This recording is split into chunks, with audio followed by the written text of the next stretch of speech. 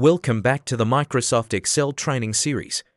In the previous phase, we built a strong foundation by learning how to navigate the Excel interface, understand rows, columns, and cell references, and enter and format data effectively. We also explored how formulas work and used essential functions like sum, average, min, and max to perform basic calculations. These skills introduced you to how Excel processes data and performs automated computations. In this new phase, we are taking the next step by learning how Excel can make logical decisions within your spreadsheets. You will be introduced to essential logical functions that allow Excel to evaluate conditions and return different results depending on the outcome.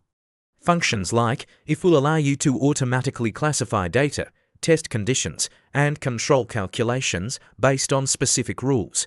By the end of this phase, you will understand how logical formulas help transform ordinary spreadsheets into smart worksheets that can analyze information and respond dynamically to your data.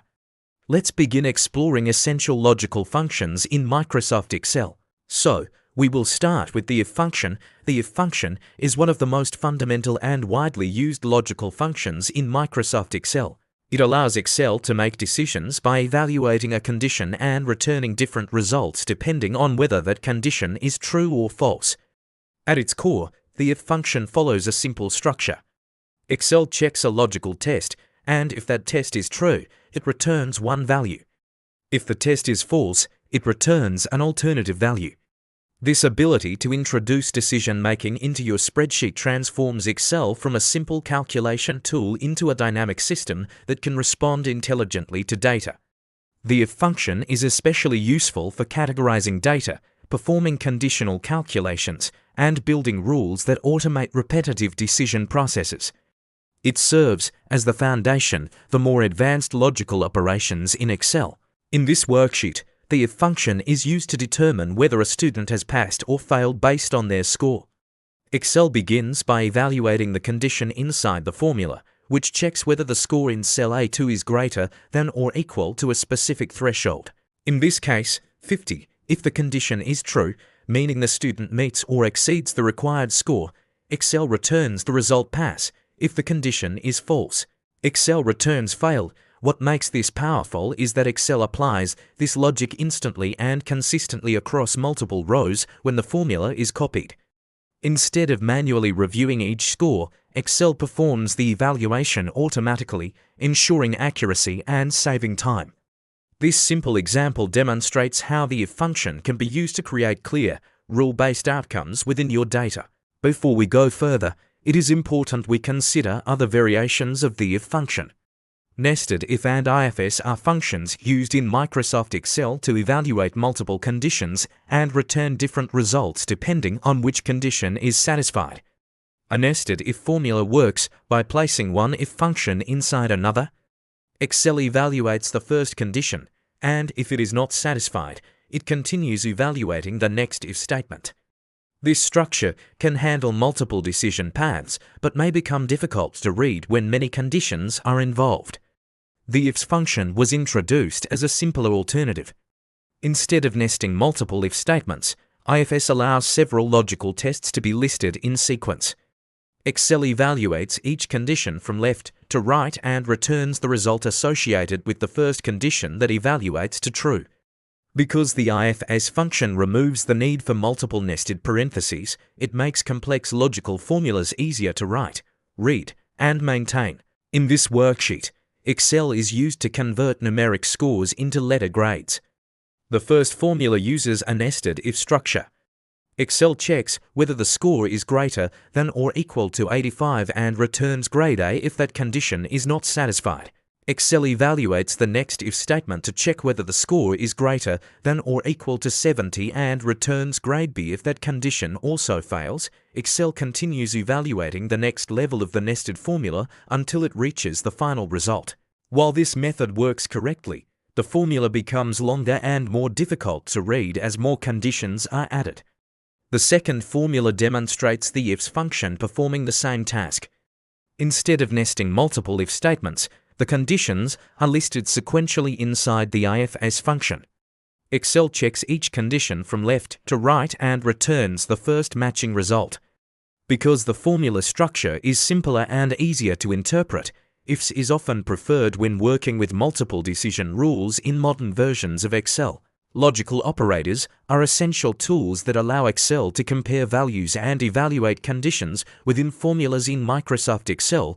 These operators form the backbone of logical expressions and are commonly used inside functions like if, and or. Some of the most frequently used logical operators include greater than, less than, equal to, not equal to, greater than or equal to, and less than or equal to. Each of these operators is used to compare values and determine whether a condition is true or false. For example, Excel can evaluate whether one number is greater than another, whether two values are equal, or whether a value falls within a specific range. Understanding how these operators work is critical because they define the rules that Excel uses to make decisions.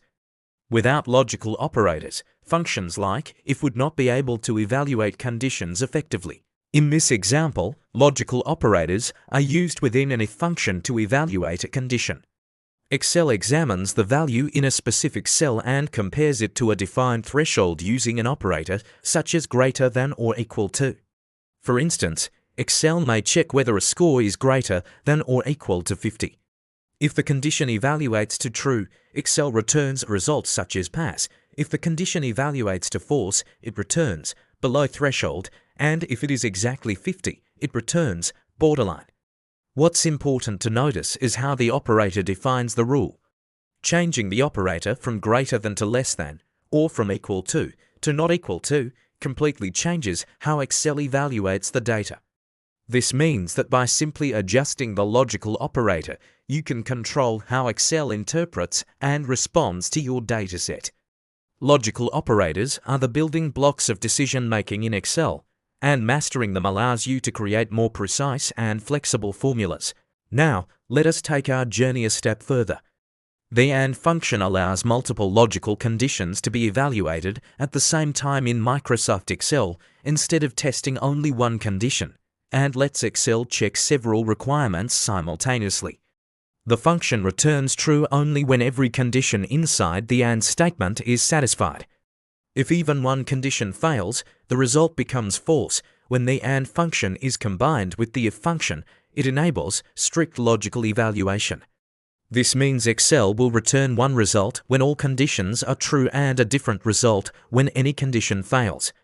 This type of logic is extremely useful when multiple requirements must be met before a decision or classification is made.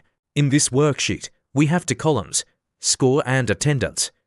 The formula entered in cell C2 is if and A to greater than 50 and B to greater than 75, then return pass, otherwise return fail. Excel first evaluates the logical test inside the AND function. It checks whether the student's score is greater than 50 and whether their attendance is above 75%. Both conditions must be true at the same time.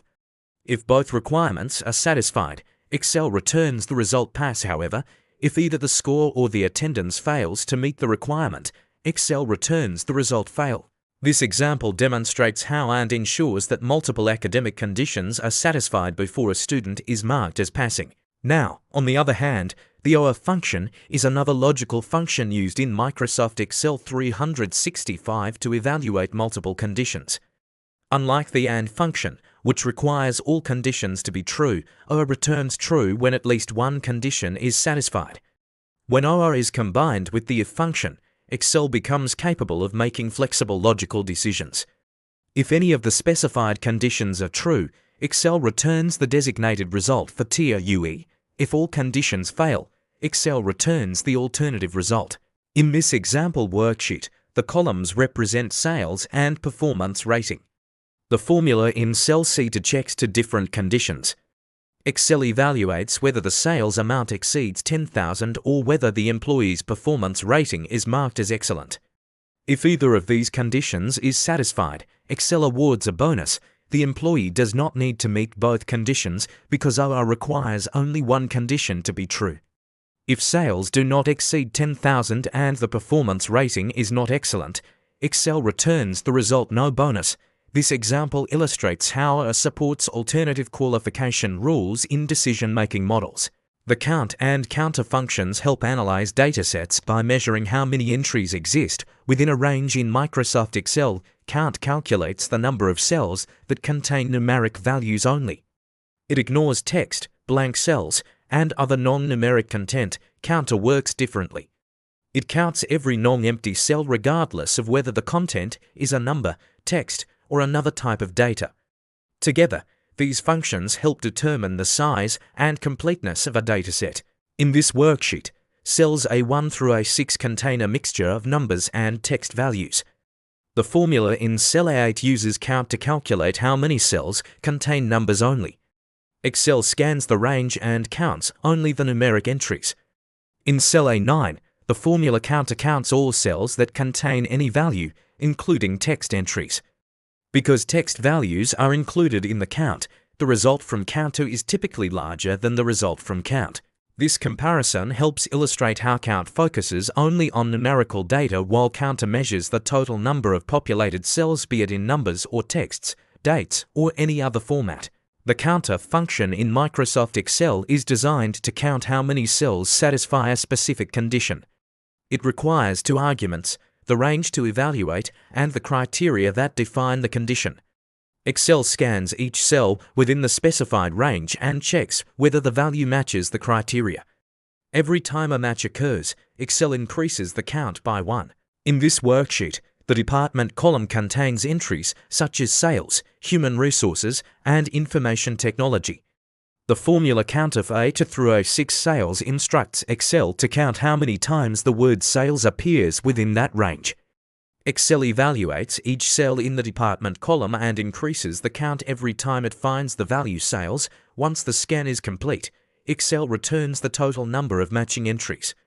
This example demonstrates how COUNTIF can quickly summarize categorical data. Still on logical functions, the SUMIF function performs conditional addition in Microsoft Excel. It adds numbers only when specific conditions are satisfied. The function works using 3 arguments.